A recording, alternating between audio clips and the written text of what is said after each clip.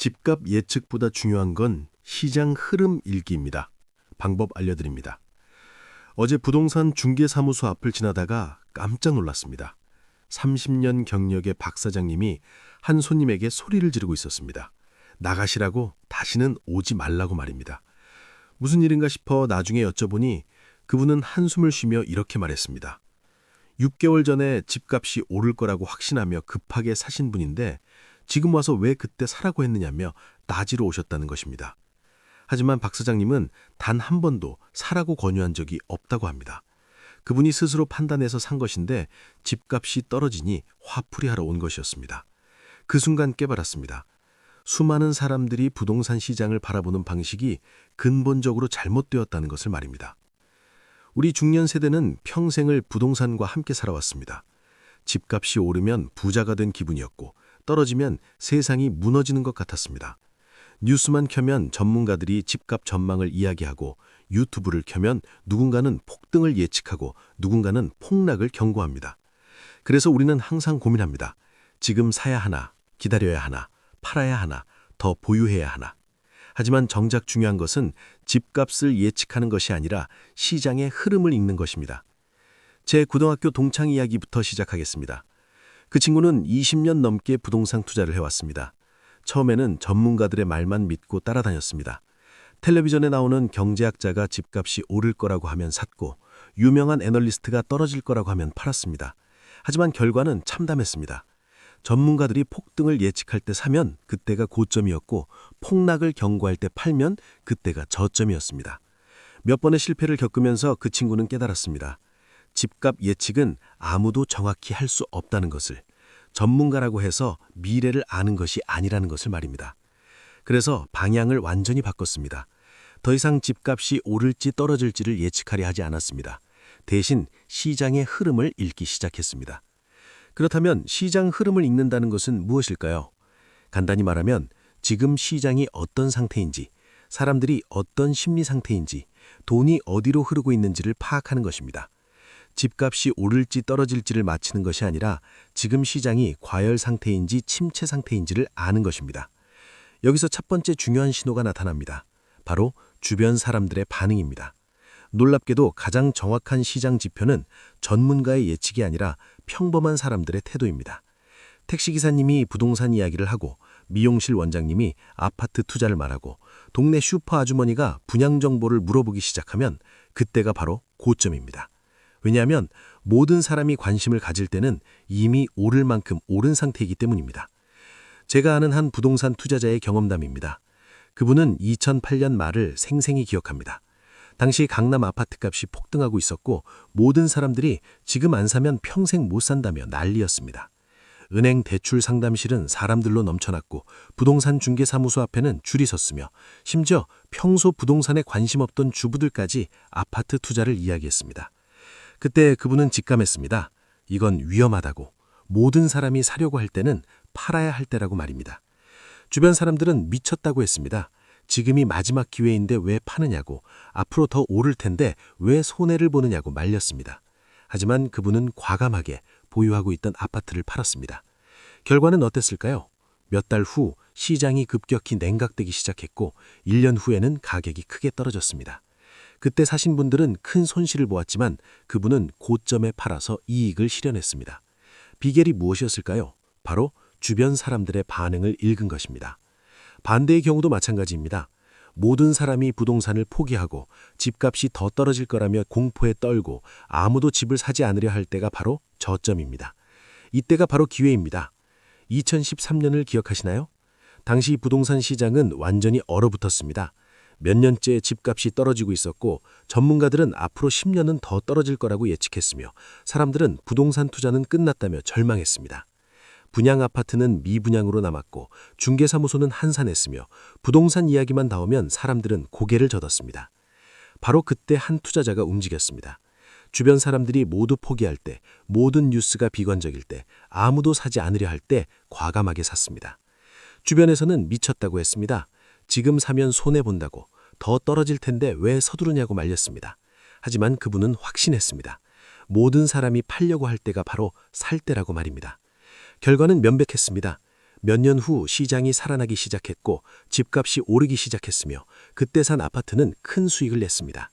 비결이 무엇이었을까요? 역시 시장의 흐름을 읽은 것입니다. 두 번째 신호는 거래량입니다. 많은 사람들이 착각하는 것이 있습니다. 집값이 오를 때 거래량이 늘어난다고 생각하는 것입니다. 하지만 실제로는 반대입니다. 집값이 상승하는 초기에는 거래량이 급증하지만 막바지에 가면 거래량이 줄어듭니다. 왜냐하면 너무 비싸서 살 사람이 없기 때문입니다. 반대로 집값이 하락할 때도 마찬가지입니다. 하락 초기에는 패닉 매물이 쏟아져 나와 거래량이 많지만 바닥에 가까워지면 거래량이 급감합니다. 아무도 사지 않고 아무도 팔지 않는 침체기가 오는 것입니다. 강남의 한 부동산 중개인은 이렇게 말합니다. 거래량을 보면 시장의 온도를 알 수 있다고 말입니다. 거래량이 폭발적으로 증가할 때는 조심해야 하고 거래량이 바닥을 칠 때는 기회를 준비해야 한다고 합니다. 집값 자체보다 거래량의 변화가 더 중요한 신호라는 것입니다. 세 번째 신호는 정부 정책입니다. 많은 사람들이 정부 정책을 단순하게 해석합니다. 규제가 나오면 집값이 떨어질 거라고 생각하고 완화 조치가 나오면 오를 거라고 예상합니다. 하지만 실제로는 훨씬 복잡합니다. 중요한 것은 정책의 내용이 아니라 정책이 나오는 타이밍입니다. 정부가 강력한 규제를 발표할 때는 이미 시장이 과열된 상태입니다. 규제를 해야 할 필요를 느낀다는 것 자체가 시장이 뜨겁다는 증거입니다. 반대로 완화 조치가 나올 때는 이미 시장이 침체된 상태입니다. 살리려고 노력한다는 것이 시장이 차갑다는 신호입니다. 따라서 정책을 보는 관점을 바꿔야 합니다. 정책 내용을 분석하기보다는 왜 지금 이 정책이 나왔는지를 생각해야 합니다. 정부가 무엇을 걱정하고 있는지, 시장이 어떤 상태이기 때문에 이런 조치가 필요한지를 일러야 합니다. 네 번째는 금리와 대출입니다. 금리가 오르면 집값이 떨어진다는 것은 누구나 압니다. 하지만 중요한 것은 금리의 절대적 수준이 아니라 변화의 방향입니다. 금리가 낮은 상태에서 오르기 시작할 때와 높은 상태에서 내리기 시작할 때가 중요한 전환점입니다. 또한 대출 태도도 중요한 신호입니다. 은행이 적극적으로 대출을 권유할 때는 조심해야 합니다. 그것은 시장이 과열되고 있다는 신호입니다. 반대로 대출을 까다롭게 심사하고 조건을 엄격하게 할 때는 이미 경계 상태에 들어갔다는 의미입니다. 다섯 번째는 언론의 논조입니다. 신문과 방송이 연일 집값 상승을 보도하고 전문가들이 줄줄이 나와서 더 오를 거라고 예측할 때는 위험 신호입니다. 반대로 모든 언론이 부동산 시장의 어두운 전망을 내놓고 침체를 걱정할 때는 바닥이 가까워졌다는 신호입니다. 언론은 시장을 선도하지 않습니다. 시장을 따라갑니다. 이미 많이 오른 후에 상승을 보도하고 이미 많이 떨어진 후에 하락을 보도합니다. 따라서 언론의 논조가 극단적으로 낙관적이거나 비관적일 때는 오히려 반대로 생각해야 합니다. 여섯 번째는 분양시장의 분위기입니다. 새 아파트 분양에 사람들이 몰리고 청약 경쟁률이 수백 대 1이 될 때는 시장이 과열된 상태입니다. 반대로 미분양이 쌓이고 분양가를 할인해도 사람들이 오지 않을 때는 바닥에 가까워진 것입니다. 일곱 번째는 주식시장과의 상관관계입니다. 흥미롭게도 부동산 시장과 주식시장은 서로 영향을 주고받습니다. 주식에 몰렸던 돈이 부동산으로 이동하고 부동산에 묶였던 돈이 주식으로 옮겨갑니다. 따라서 주식시장의 흐름을 보면 부동산 시장의 미래를 예측할 수 있습니다.